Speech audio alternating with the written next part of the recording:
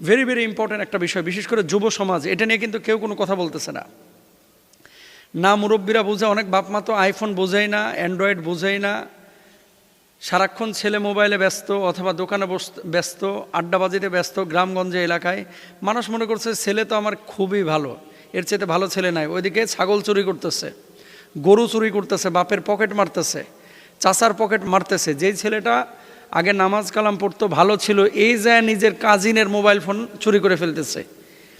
জুয়ায় যখন কোনো ছেলে অথবা মেয়ে আসক্ত হয়ে যায়, নেশায় যখন আসক্ত হয়ে যায়, তখন কিন্তু তার আর বুক পিঠ থাকে না। আপনি জানেন যে এই ছেলেগুলোর এই যে অধপতনের পেছনে দায়ী কিন্তু আপনিও আমিও। সচেতনতা আপনি কিভাবে তৈরি করবেন? মসজিদগুলোতে এগুলো নিয়ে কোনো আওয়াজ নাই। আমাদের যে কমিউনিটির যারা ঊর্ধ্বতন, যারা হর্তাকর্তা, তাদের পক্ষ থেকে কোনো আওয়াজ নাই। আমি সেই সমস্ত যুবকদেরকে বলবো, এবং যুবতী যারা এই আসক্ত, খেলা হচ্ছে ভারতে আর এখানে জুয়া খেলতেছে বৈশা বৈশা ব্রাহ্মণবাড়িয়ায়, জুয়া খেলতেছে কুমিল্লায়, জুয়া খেলতেছে ঢাকায়। আপনারা যেটা করতেছেন এটার ব্যাপারে শরিয়ার বক্তব্য কি? কোরআন আল্লাহ কি বলেছেন? আল্লাহ তাআলা বলছেন কি, খেয়াল করেন, ইয়া আইয়ুহাল্লাযীনা আমানু ইন্নামাল খামরু ওয়াল মাইসিরু ওয়াল আনসাবু ওয়াল আজলামু রিজসুম মিন আমালিশ শাইতান। নিশ্চয় মদ, জুয়া, মূর্তি পূজার বেদী এবং ভাগ্য নির্ধারণের স্বর সবগুলোই হচ্ছে শয়তানের অপবিত্র কাজ।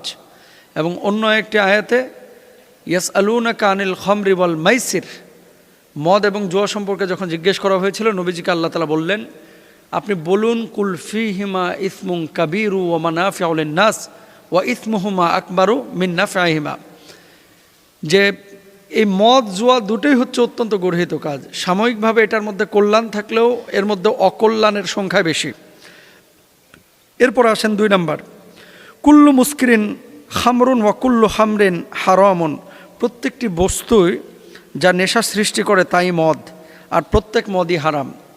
তো মদ, জুয়া কোরআনুল কারিমের আয়াত এবং হাদিস থেকে আপনারা বুঝলেন এটা সম্পূর্ণরূপে নিষিদ্ধ একটা কাজ। এবার আসেন, যেই তরুণ তরুণীরা এই যে বিপিএল বলেন, আইপিএল বলেন, অন্যান্য ক্রিকেট কি বিগ ম্যাচ সহ যে সমস্ত ক্রিকেটগুলো ইভেন এখন শুরু হয়েছে জানেন, ইউরোপে আমি নিজে দেখেছি, ব্রিটেনে, ওখানে বড় বড় চ্যাম্পিয়ন্স লিগের বড় বড় ম্যাচ অনুষ্ঠিত হয়। স্পেনে, আমি তো লিভারপুলের পাশেই থাকতাম ভাই, বিশ্বাস করেন এদের কোন দিন খেলা হচ্ছে, কোন দিন বড় বড় ম্যাচ হচ্ছে, বাড়িতে যারা দেখে, খবর রাখে, তারা তাদের ভিতরেই সীমাবদ্ধ রাখে। কিন্তু আমাদের মতো এত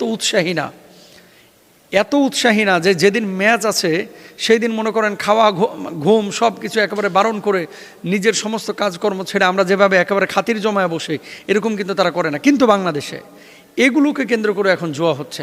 আপনার ছেলে মেয়েকে শাসন করা, ছেলে মেয়েকে নিয়ন্ত্রণ করার দায়িত্ব আপনার। এখন এই জুয়ার কারণে কি হচ্ছে জানেন? এই জুয়া থেকে একটা ছেলে কিভাবে নষ্ট হচ্ছে? প্রথমত, একদিন 2 দিন সে জিতে, তৃতীয় দিন কিন্তু হারার পরে কি করে, টাকা বা উৎস সে খুঁজে, আর্থিক উৎস যখন পায় না তখন মাকে প্রেশার করে। আমরা তো কয়েকদিন আগেও দেখলাম, নেশার কারণে, নেশার টাকা চেয়েছে, মাকে দেয় না, মাকে মেরেই ফেলেছে সন্তান। এই যে সামাজিক অবক্ষয়, এটার জন্য দায়ী কে? এটার জন্য দায়ী আপনি।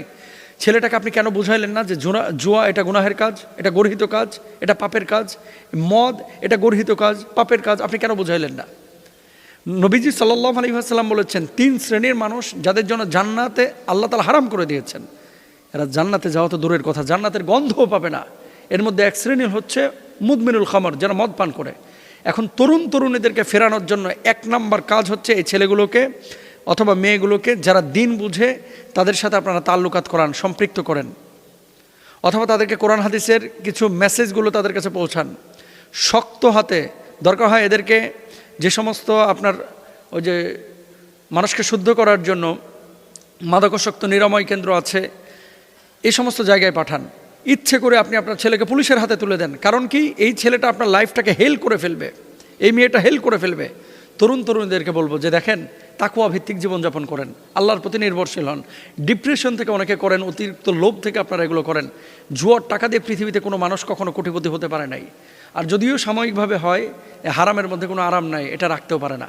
এর জন্য মদ, জুয়া থেকে তরুণ তরুণীদেরকে বলবো যে প্লিজ আপনারা ফিরে আসেন। আপনি পৃথিবীতে কেউ আপনাকে মেয়ে বিয়ে দিতে চাইবে না, আর বিয়েও যদি করেন আপনি কিন্তু ধ্বংস হয়ে যাবেন, আপনার ছেলে মেয়ে সব কিছু ধ্বংস হয়ে যাবে। আপনি কি চান না পরবর্তী জেনারেশনটা ঠিক থাকুক?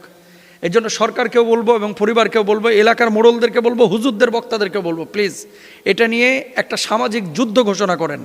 যেখানে জুয়া আছে, জুয়ার আখড়া আছে, এগুলো ধূলিসাৎ করে দেন, ধ্বংস করে দেন। আল্লাহ তাআলা আমাদেরকে বোঝার তৌফিক দান করুন।